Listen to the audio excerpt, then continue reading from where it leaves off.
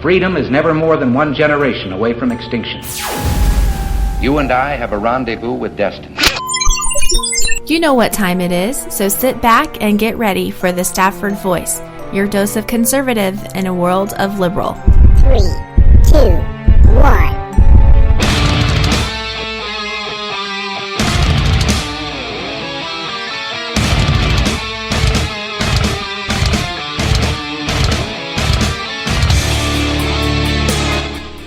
Good evening, gang. How you doing tonight? I'm your host, Daniel Stafford, and you are listening to the Stafford Voice, where we are conservative in a world of liberal. And tonight, that's right, tonight we've got a little bit of a special report. We're talking about the Iran playing catch and release. And we're going to be joined by my co-host for the evening, which is, as you all know him on Twitter's, at Army John. So once we bring him on here in just a second, we're going to dive into this whole Iranian deal and anything and everything that has to do with it as we see it right now. So, look, I want you to know that there's all these different ways you can listen, so set this channel as a favorite. Whatever you have to do so you don't get left behind.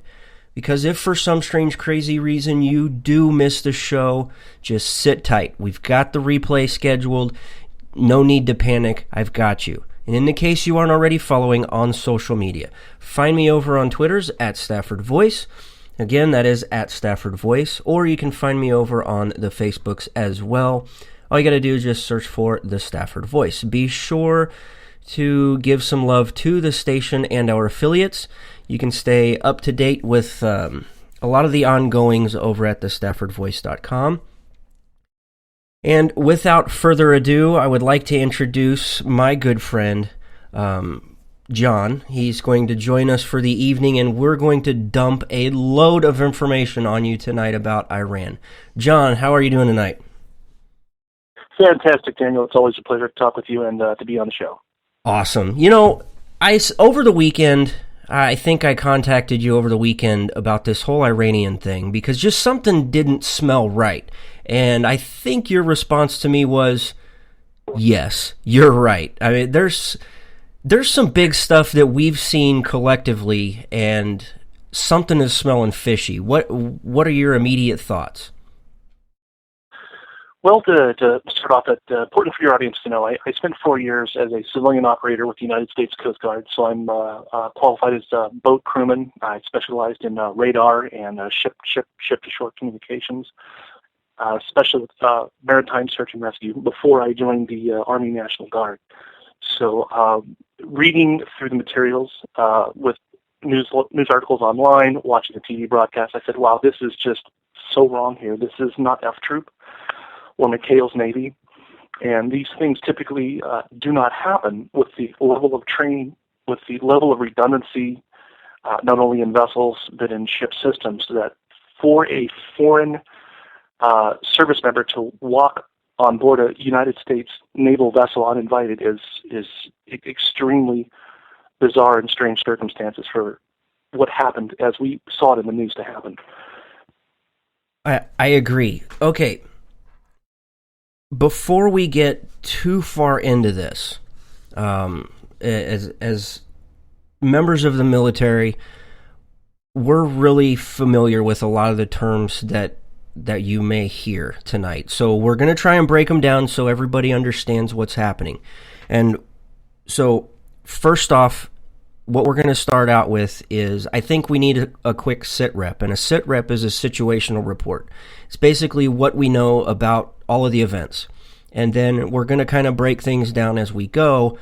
So immediately, right out of the gate, the initial report that the Pentagon and especially Defense Secretary Ash Carter put out was that these boats, which were CB-90s, we'll get into what a CB-90 is here in just a minute. But these CB-90s, they're claiming that there was a mechanical failure.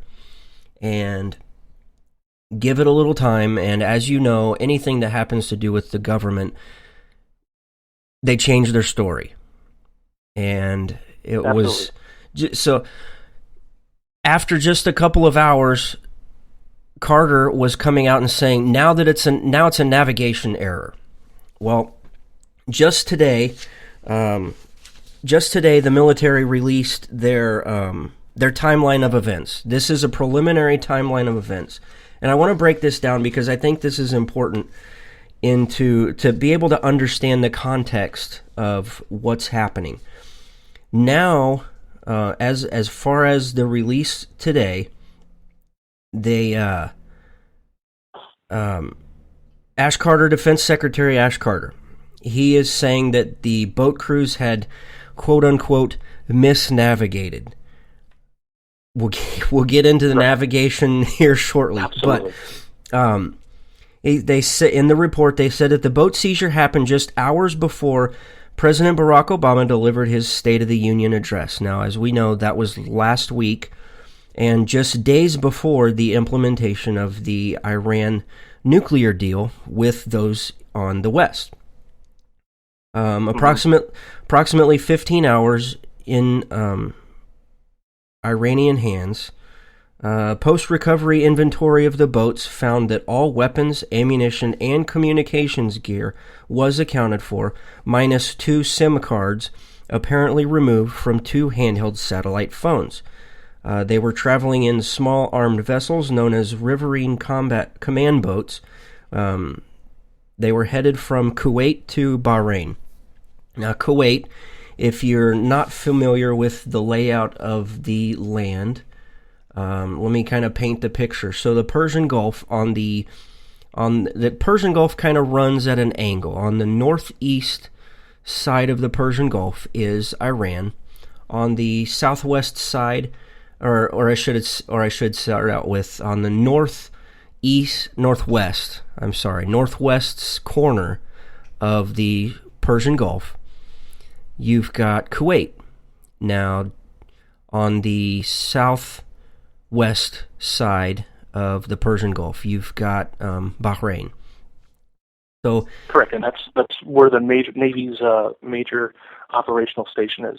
Right, which is the Fifth Fleet, if I'm not mistaken. That's correct. That's their current operational headquarters. Okay, so in between this area of operations that we typically operate in and day out. This is normal operating vessels are coming in and out of this channel per se, where they're going from Kuwait to Bahrain and Bahrain back to Kuwait.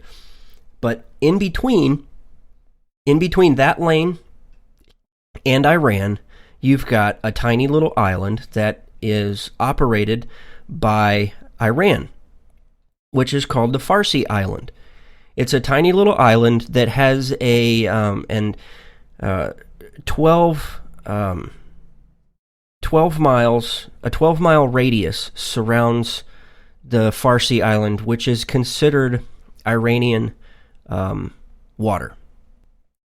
Now, supposedly, their planned transit path for the mission, and I'm reading from what the military has issued in their preliminary investigation. The planned transit path for the mission was down the middle of the Gulf and not through the territorial waters of any country other than Kuwait and Bahrain. They were seized by Iran and escorted at gunpoint to Farsi Island, which is in the middle of the Gulf and home to an Iranian military facility. Along the approximately 50-mile journey, they were to have refueled and by linking up with the U.S. Coast Guard vessel, the Monomoy, in international waters. These things are important. Approximately 10 minutes after the rescheduled refueling, Central Command, which we'll refer to as CENTCOM, Naval Headquarters at Bahrain received a report that the boats were being questioned by Iranians. About 19 minutes later, the Naval Headquarters was advised of degraded communications with the 2 boats. After an additional 26 minutes, okay, so we had Well, we had 10 minutes, we had 19, we've got an additional 26, so we're almost at a full hour until finally Naval Headquarters was notified of a total loss of communications with the boats. I completely disagree with that. There's absolutely no way that happened.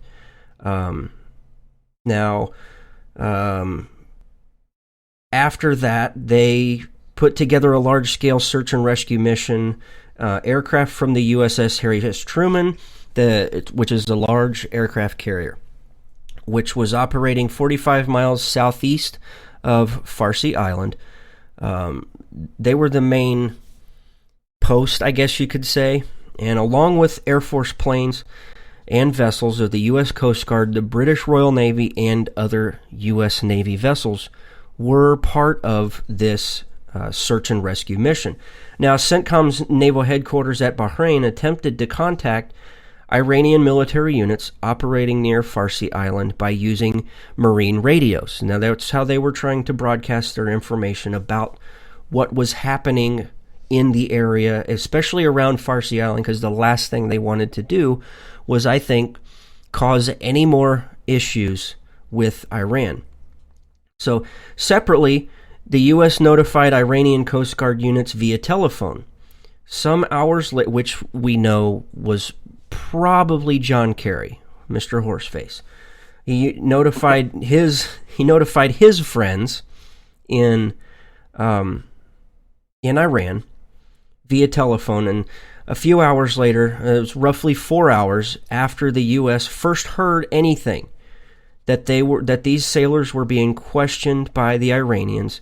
A U.S. Navy cruiser, the USS Anzio, received word from the Iranians that the sailors were in Iranian custody. The official account did not explain the reason, only that the crews, quote-unquote, deviated from their planned source. No reference to the navigation error was cited by Defense Secretary Ash Carter that he pointed to last week. It's at quote-unquote, at some point one of the two boats had indications of a mechanical issue in a diesel engine, which caused the crews to stop and begin troubleshooting. At this point, they were in Iranian territorial waters, and again, the report quotes, although it is not clear, the crew was aware of their exact location. I'm going to call BS on that whole thing. Now, absolutely. John, explain to us redundancy in the military. I guess that's a good place to start, especially considering we've already pointed to the fact that we've got two boats. Correct. Go ahead. Two of these RCB boats. These are very similar to our 82-foot cutters in the Coast Guard, of which I've operated on one for a year out of Marina del Rey. These systems, for example, lost radio communication. Well, communication from a naval ship happens not only over traditional marine VHF voice communication, but you also have digital communication, like a computer modem that happens over the radio waves, or like the wireless in your laptop, except it's a very long range wireless connection. So there is data whether you're talking on the radio or not. The ship itself is sending electronic data about position, any mechanical or status information that's being sent digital on top of whatever voice communication you may do. And the other asset is, which was considered before, know what Blue Force Tracker is. Blue Force Tracker is the next generation of that with tactical, encrypted tactical information between units, between Navy, Army, Air Force, Marines, Coast Guard. It's a common system in which is digital, so any asset can talk to any other asset, as well as any headquarters or operational authority in the area. So for them to say we lost communication, the only way I think that can happen is they kill the power to the vessel, where nothing has power and nothing is communicating. And that does not make sense.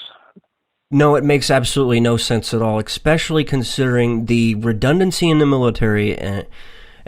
I keep pointing to our listeners about redundancy because everything that the military does is redundant. You have backup systems for even your backup systems. Every comm system that you have, every communication, every way you have to communicate, there is another backup system. You always have it no matter what. You always have communication between one unit and the next. You also have multiple ways to communicate with each other. And one of the things that is sticking out to me is the fact that these missing SIM cards came up. That tells me that they had a way to communicate with anybody in the world, because those satellite phones that these SIM cards were taken out of. That now, all of our listeners are pretty much store documents. Right. You can also store documents on these SIM cards as well. That's another problem. Right, because and to explain to our listeners the idea of a SIM card. Almost everybody's cell phone out there has a SIM card. Now, your SIM card has all of your contacts in it. It's got mirrored image of everything on your phone. Same thing goes with these sat phones. You've got encrypted information that's mirrored from one system to the next, because that sat phone is portable. It's basically your no matter where you are in the world, that satellite phone is going to be able to communicate with someone unless you take power away from it, and that power is going to be in the form of a battery per se, or if you take out the SIM card. So, correct. And go ahead. I was just saying that units deployed, issues with any communications equipment, everyone has a sat phone. If you've watched the movie Lone Survivor, that was the saving moment when the lieutenant got on the sat phone and called in for an evac. You know, if every redundant system on that vessel fails, you always have your sat phone. Or in addition to any portable communication, electronics, sync GARs, or whatever other portable communications devices, there is an extremely rare situation where you would lose, unless you're in a cave or a tunnel with 20-foot thick granite walls. You know, you should be able to communicate. Right. And I mean, so many people have put up video of these guys being on they're there with their hands behind their heads, they're on their knees. So, here's what I want to point out. There's one video out there that's I think probably the most telling. It gives us two bits of information. One of them we'll touch on later, which happens to do with the weapons that they had. But there is a video out there that shows multiple communication systems in a rack where you've got different types of radios that are allowing you to communicate with various types of other units, whether you're talking because the Air Force has different communications than land units, as far also with Mariner units as well. Correct me if I'm wrong? No, that is spot on. We all have our respective commo systems within each branch. And then there are commo systems to those commo systems that allows other branches to communicate through liaisons and coordinators. Right. Okay, so I just wanted to clarify that because it's been a while, correct. So you have to excuse me on some of these. So let's go back to the idea that they tried to push from the very get-go, and that was they had a mechanical failure. I'm not buying the mechanical failure idea. We've already disputed the idea that there was no way they lost communication. There's absolutely no way they could have lost communications. They had to have had some way to communicate. Absolutely. What bothers me more, Daniel, is the sequence of events that happened in what you specifically mentioned. Let's run through that. We have a mechanical engine failure. I've been through 2 mechanical failures on patrols for the Coast Guard. I was 12 miles out. One was about 25 miles out. One was about 12. And the very first thing you do, whether it's a cap fell off the valve cover on the engine, which that's not going to produce any problems, or I just have a major fire in the engine room. Either way, regardless of the situation, the very first thing that the Communications Watch Standard does is radio back to your order issuing authority or whoever your patrol watchstander is for your area of responsibility. So in our AOR in Santa Monica Bay, we had a situation where a clamp on an exhaust manifold broke. So it didn't create any damage, it's just that the clamp broke loose and put a bunch of diesel smoke in the engine room. That was pretty simple to fix, but at the moment that it happened, we had no damage assessment. So the first thing we had to do was call into our sector watchstander and say, hey, we have a mechanical issue, we're assessing the damage. And then there's procedures that you do on top of that. Is anybody injured? Are you taking on water? Is there any threat to life and safety? So the fact that there was an assertion that one of the vessels experienced a mechanical problem with a sister ship within a few feet of it, and then there was no communication to any watchstander at Bahrain or in Kuwait or a local Coast Guard vessel that had just completed a fueling mission. That was probably their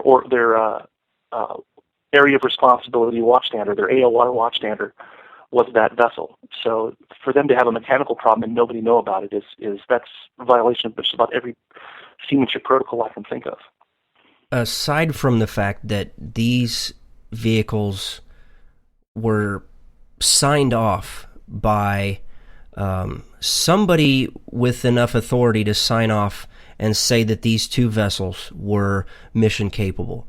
Yeah, I mean, even all the way down to the lowest of vehicles, which is what probably right now would be the Humvee, or even a trailer for that matter. You go through checks of is this capable, is that capable, and if it tries to eliminate any problem that you will encounter before you go out into the mission and go under operation. So the idea that a mechanical breakdown, look, stuff happens, I admit that. I mean, I've been out there when a vehicle breaks down, but again, one of the first things you do if your vehicle breaks down is you radio somebody and you let them immediately know what's happening. And correct. One of the first things that happens is somebody will dispatch somebody to your location and hook onto you and get you out of there. If correct. you are that's a perfect example.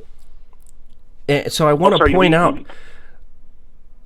point out that if you're operating in an area like this where you know the Iranian naval fleet is out there and they're out there causing as much trouble as they can, because that's what Iran does. They like to go out and they like to spit in your face.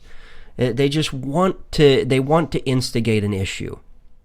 So that's why these ships are never sent out by themselves, even from the smallest even to the biggest. There's always somebody else out there that's got their six. So these two vessels, if one of them had a failure, whether it was mechanical, navigational, or communication failure, or even a casualty. Because these boats have the capabilities of carrying up to 18 soldiers, whether it's sailors, SEALs, any type of personnel. They have the capability of carrying up to 18 plus still their payload of weaponry and any other payload that they may have to carry. A mechanical breakdown. That's why you have this sister ship that's floating, that's on the mission, called mission next to you, is you don't stop. You immediately pull over, you hug the coast, you hook on, and you start towing your sister ship, and you get them to the safest possible place to avoid a situation like this. Am I wrong, John? I mean, absolutely. No, you are absolutely correct. Usually what happens, in fact, what had happened on the mechanical failure I had on a 41-foot utility boat with the exhaust clamp, they actually had an HH-60 at Air Station Los Angeles, rotor spinning. I mean, the crew was ready to lift off. We had no indications of casualties or injuries. It was strictly a mechanical failure. The problem was resolved in 15 minutes. But the fact is, the sector has the obligation to have a helicopter, at least one air asset on standby, and they have released 2 go-fast boats en route. So even at the very first call, hey, we have a problem, we don't even like Houston, we have a problem. The order issuing authority already has assets dispatched to intercept us. Within 15 minutes, we had the issue resolved. Helicopter crew stood down. The go-fast boats returned. They RTB'd back to base. So there was never any situation where we would be left by ourselves without somebody knowing what our current status is. Now, in this particular situation, we did not have a sister vessel with us because we were in transit to another station. But in this situation, the normal procedure is you hook up in what's called a long tow evolution. So a vessel has an engine failure for whatever reason. It's not repairable within an acceptable amount of time. Command says, all right, go ahead, hook up to vessel A and go back to the Coast Guard cutter or RTB to the nearest cruiser or whatever their order is in a mechanical situation. So the fact that they drifted into territorial waters, I can't imagine them going 50 miles or 20 miles in a drift. You drift maybe 2 to 3 miles, maybe 5 if you're down for an extended period of time. But even in international waters, Iran's not going to care if you're 2 miles within their territorial waters. So this is a very fishy situation. I don't think the facts line up with what the results are. Especially when we're being reported from when we're being told in an issued, what do I gotta call it? In what the military put out today, where they came out and said that the USS Truman, the carrier, was 45 miles away from Farsi Island. They had, we all know and have seen the capabilities that you can carry on a carrier. We don't need to get into that. On top of what the USS Truman had as far as capabilities, add to that the Coast Guard that was operating alongside of them. Correct. Couple that with the British Royal Navy, and they're not to be messed with, and a handful of other U.S. Navy vessels. At what point would a call have been made, or a stand-down call from anybody could have happened? Because a lot of signs are pointing to that, and I'm sorry that we kind of have to jump into that conclusion. But yes, you really have to look at it that way, that somebody gave a stand-down order, or there's something a little bigger here that we're missing. And that's what all the signs are leading to. This is not a crew incompetence, a command incompetence. This is not a situation where any naval or Coast Guard vessel has never encountered before. This is it sounds like it was a fairly straightforward mission. Personal opinion from my 4 years experience at sea, I think we're dealing with 1 or 2 possible missions for these RCB-90s, these riverine command boats.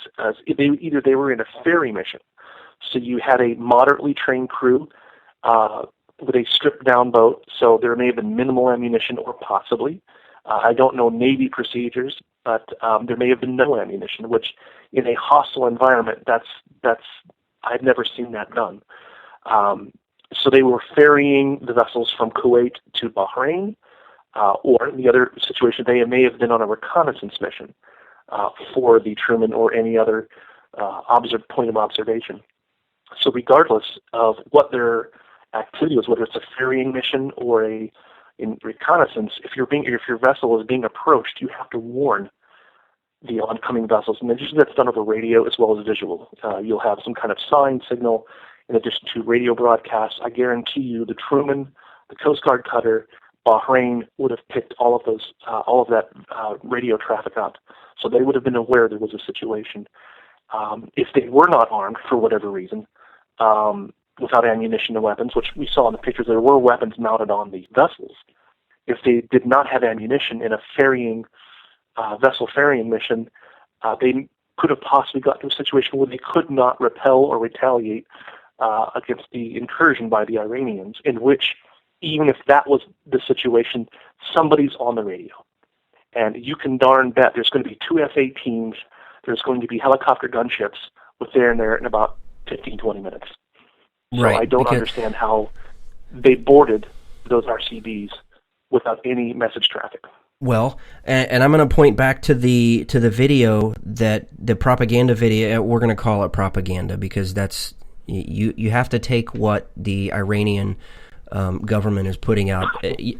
There's a level of propagandist there. Correct. The video that I was talking about earlier, where you saw the rack of radios, they did have where they were showing these sailors with their hands behind their head. They were on their knees, and the camera is kind of panning around. Every single weapon system that I saw, whether it was the 240 coax or it was the Mark 19s, which is a 40 millimeter grenade launcher, and it's basically a machine gun that lobs grenades.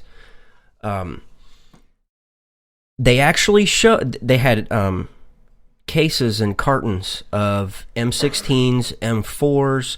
So they did have weapons, but again, in the video that was put out by Iran, not a single weapon appeared to be loaded. So that's correct.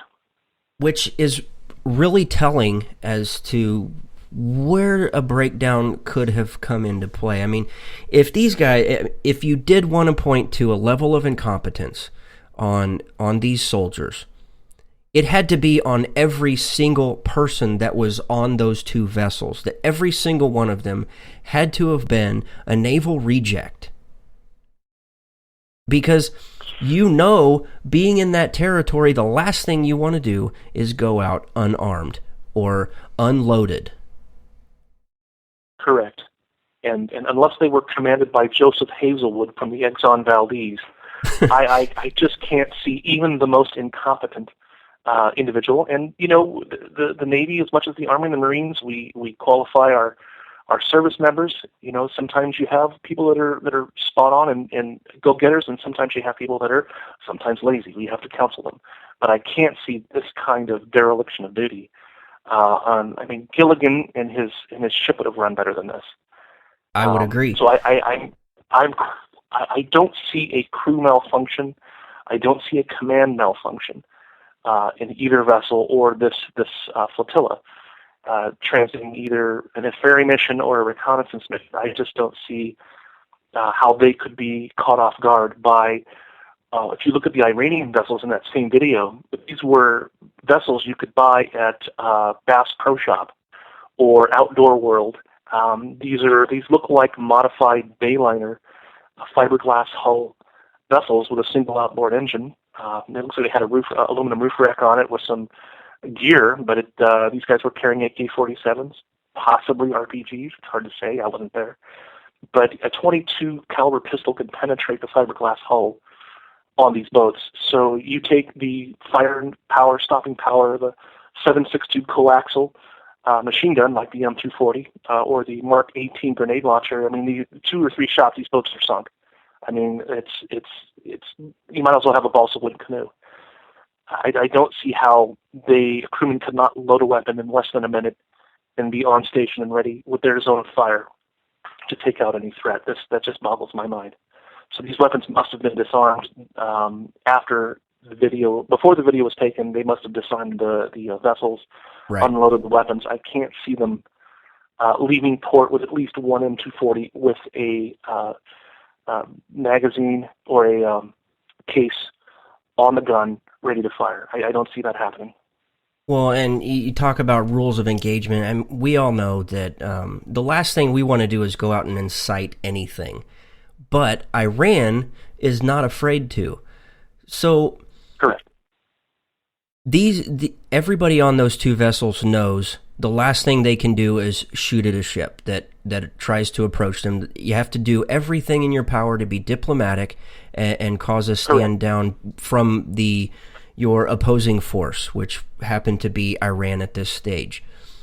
So let's fast forward into the timeline.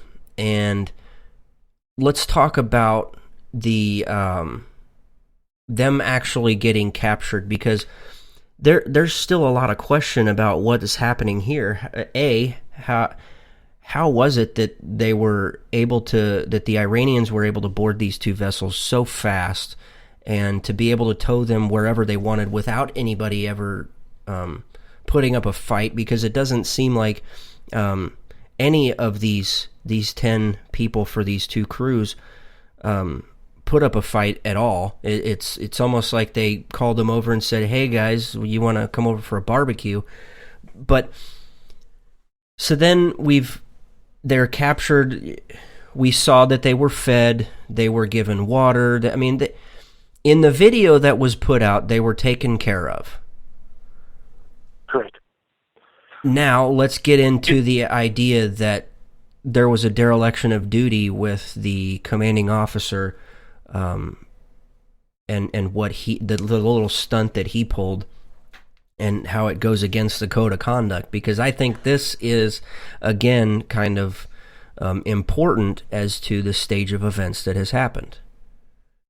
Well, correct. I think let's assume, because we weren't there. Let's assume, based on the information we received, there was a situation where we had dereliction of duty. The commanding officer, on his own volition or her own volition, said, "Stand down, do not resist." Even if you had a completely unarmed vessel with no weapons, you can beat somebody back with a cushion pretty hard, and then you can knock someone off a boarding vessel pretty quickly. The height difference between these Bayliner type personal fishing vessels and these RCB-90s, somebody would have to lower a ladder or assist the boarding crew members onto the RCB-90s. So to repel a boarding crew is pretty darn easy to do this. So if it was not a surrender, or not a capture, but it was a invitation to come aboard, that makes a lot more sense than it was to have a situation where you had a crew who could not repel two, possibly three of these Iranian vessels, 2 to 3 crew members each. They may be able to hold 4, but the numbers that we're not talking are very small in a situation where you'd have to defend your vessel. Okay, so thankfully, from the timeline of events, we know that they were released. Correct. And from the video that was provided, one of these soldiers, which is being told to us that he was the commanding officer, he was the one in charge, and he gets on and apologizes for what happens. Yes, which is also another violation of code of conduct, as well as the Geneva Conventions, with videotaping and broadcasting our prisoners of war. And we all know that the U.S. military is the only one that follows the Geneva Convention. Iran is correct. The last thing they're going to do is follow the Geneva Convention. I personally would remove the idea of the Geneva Convention out of this, because it's not really. I mean, as far as I've been educated, the Geneva Convention only plays into the whether there is a hostile situation where there's a theater of war. So I think if we remove the Geneva Convention and solely focus on the code of conduct, there's something big. Can you break down the code of conduct for our listeners and kind of where this commanding officer went wrong? Well, if this was indeed a local decision by the commanding officer, he did violate the code of conduct, which has several different manifestations in each branch, but the bottom line is, in this situation, is you do not surrender. You will take on every effort and every resource in your capability to defend your position, your troops, in this case a ship. You have that obligation as a commanding officer and as an enlisted sailor. This is a major issue with U.S. property, intelligence collection. You can go on and on why we would do that, but the point being is you don't surrender a vessel, especially to a foreign power, or to any power. You have an obligation to protect the lives of your men, your sailors in this case, and to defend the property of the United States. So that was not taken. That's taken very seriously to the point where a violation of this results in a court's martial and discharge. These people I guarantee you, these sailors and officers are not promotable if they indeed took this on as their own decision. They made that decision locally. These people are in a whole lot of trouble. I would agree. I mean, even looking at I had to pull up the code of conduct here. I'm doing the same thing. There's two of them that I want to touch on. The second one that fits this, second code of conduct is, I will never surrender of my own free will. If in command, correct, I will never surrender the members of my command while they still have the means to resist. That's one of the big things. I mean, we've seen the video, and no, there's absolutely no way that the military goes out on a mission without having a way to defend themselves. It doesn't matter whether it's a friendly situation or not, they always have a means to resist. That was a breakdown right there. But here is the big one, and it's the fifth one. There's 6 parts to the code of conduct for our listeners out there, for the armed forces. And number 5 is, and we've actually seen this throughout history, where back in Vietnam we had a prisoner of war who was he was being videoed, and in front of the camera, he's doing he's sending Morse out code with his eyelashes. Right, he's doing Morse code by blinking. So there is a higher level of competency by those in the military. Number 5 right here, when questioned, should I become a prisoner of war? And we'll say that they are not prisoners of war, even though Iran probably treated them in a propagandist way. I am required to give name, rank, service number, and date of birth. I will evade answering further questions to the utmost of my ability. I will make no oral or written statements disloyal to my country and its allies or harmful to their cause. That right there will get my blood boiling. I mean... Well, and not to take a rabbit hole here, but that is the crux of what our issues are against Sergeant Burkbell and his capture. That is what he is standing court-martial against, not only just desertion, but violating that particular article of the Code of Conduct, and in addition to resisting capture wherever possible. You have that obligation. So you may be captured, your unit may have been in an undefendable situation, but you have the obligation to resist, escape, evade, and survive. That is or SIRI as we call it, that's an obligation on every military member. It's infuriating that not even one of those crew members had the gumption to stand up and say, is this really happening right now? We need to fall back, and we need to protect what we've got here, because there's sensitive material on those vessels, and we've got to put up a fight, not only for us, but for our country. I mean, if these guys are approaching you with Iranian flags, the last thing I personally would want to do or want to see to any of my crew members is to fall into the hands of Iran, knowing that they've already got 5 or more people that are wrongfully imprisoned in country. We've got high-level people in Washington that are basically going against the will of the American public and basically saying to the international community, I don't care, I want to make a deal with Iran.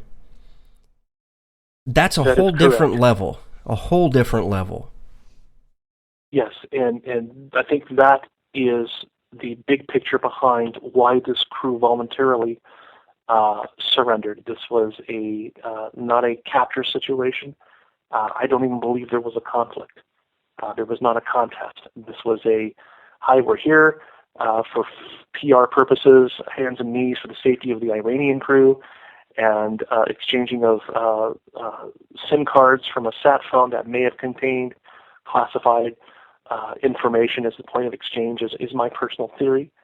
As you and I have talked earlier in the week, there are a lot of parallels between the excuses given at the Benghazi event with changing situations. It was a result of a video. It was before that. The excuses that the State Department has given are this formula seems to be taking place in this case. Oh, it was an engine malfunction, and we've proved that okay, if that was the case, there are so many redundancies as well as procedures and practices that crews train every year. You cannot set foot on a boat unless you've been signed off by a senior NCO or an officer. Yes, this person is proficient in handling these situations and their trained station. The second thing is the navigation. There's so many redundancies between Blue Force Tracker, multiple GPS devices, including personal GPS devices each crew member has. To be way off course, there's alarms that sound on your GPS when you're off course. So I think these two reasons have been pretty paper thin. So the pattern here, as I just described, seems to be coming from one specific person, or at least one specific person's in charge of this, and that would be Valerie Jarrett.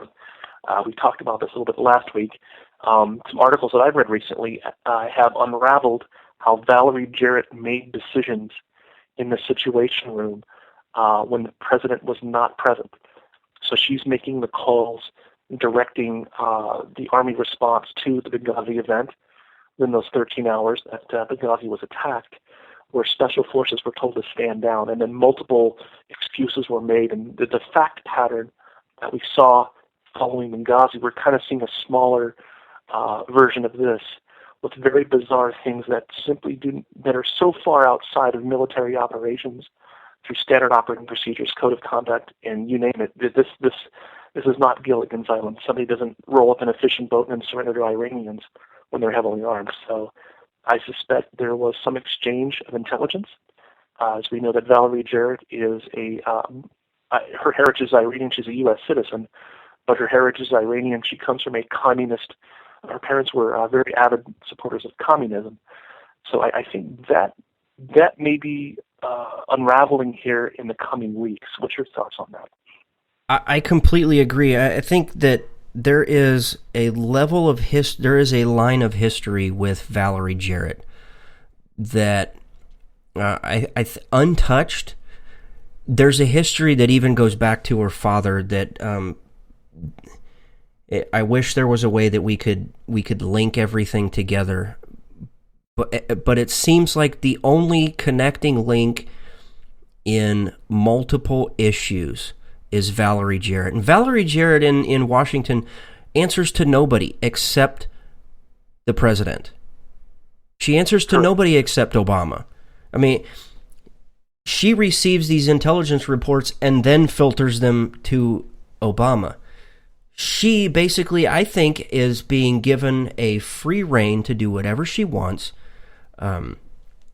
because this sounds a little bit conspiratorial, but if things start to fit, you almost have to say, I'm going to keep my eye on my tinfoil hat over there, because at some point I may have to cover my head just in case. But Valerie Jarrett. Well, you've heard of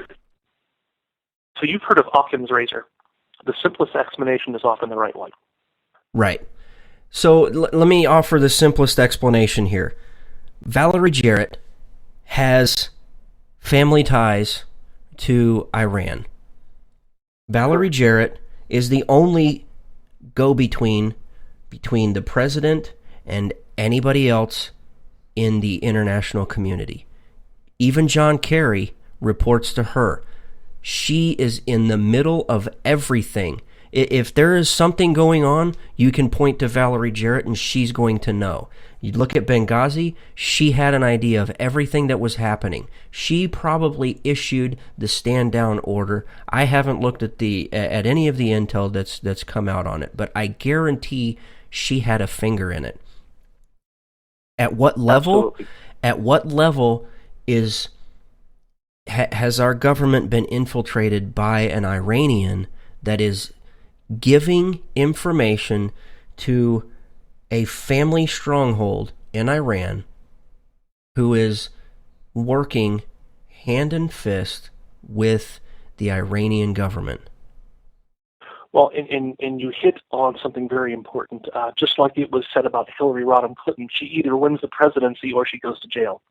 So she's in a very tight spot. When you look at the Obama administration, they have less than a year left in office. So as they begin to set up their next gig after the White House, whether it's chief of staff or senior advisor to the president, these people are setting up their next golden parachute. What are they going to do after their term under this president is up? And so I think we're going to see more of this throughout this year as the time draws closer for President Obama to turn the reins over to the next U.S. president, which, for God's sake, I hope it's not Hillary Clinton or Bernie Sanders. Oh, God, I hope not either. But let's touch on this, because I can't believe we've gone almost 54 minutes without giving any idea as to what Iran gets out of this. Now, Iran, in the end, sanctions are lifted. They get all of that money that was tied and held back due to the sanctions, which was to the sum of $100 to $150 billion.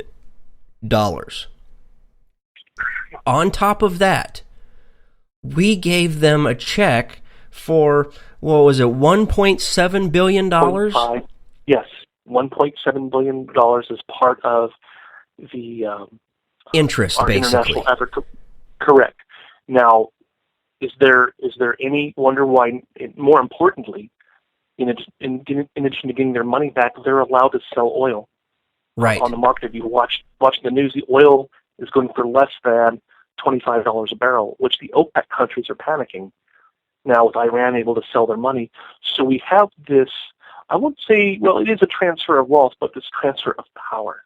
Right. So I have a theory that these people, once they've got done with what they're needing to do in the administration, they're going to go back home and enjoy the benefits of their work.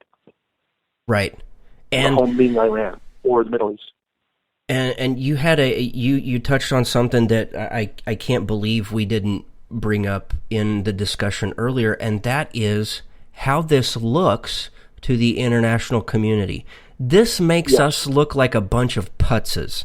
I mean, you've got Iran, who basically comes up to the strongest fighting force the world has ever known, the American fighting force. We are by far the greatest. I don't care what Obama says. We are the best. Well, there was a famous line from a Italian mafia movie where it says, "You have no friends, and your enemies no longer respect you." Right. And that's where we're headed. Yes, because Iran basically, again, if you look at the geopolitical ongoings in the area, you've got this infighting within the Islamic community, whether it's the Sunnis versus the Shiites. And a week and a half to 2 weeks ago, you basically had Saudi Arabia tell Iran to go stick it to themselves, and they pulled out all diplomatic ties. They pulled them all away. They're not going to deal with Iran anymore. So now you actually have this infighting with the Sunnis and the Shias, but yet we're aiding and abetting the enemy in Iran. I'm sorry, but somebody is benefiting from this, and only time will tell. But I've got a feeling there are some Jarretts, I guess that's their English name. There are some people in Iran who are going to become extremely wealthy. It's absolutely unreal.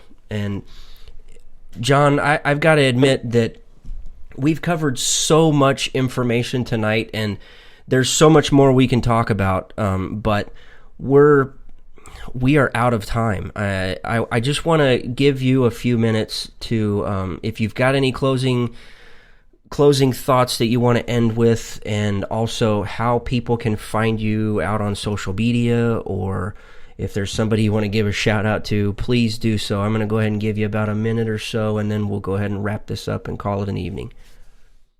Absolutely. Thank you, Daniel. I can be reached on Twitter at ArmyJon, ARMYJON. Closing comments is, situational awareness. I was taught that in basic training, whether you're fighting a firefight in the middle of an enemy camp or you're voting politics. The more that we're aware and we pay attention and listen to these events, the more that we can share with others on social media and refute the lies and misinformation that seems to be prevalent, not only in our mainstream media, but sometimes on social media outlets. And remember, our next president is going to determine the fate of this country. So vote wisely and vote well. Awesome. I have to echo just about everything you said. I completely agree.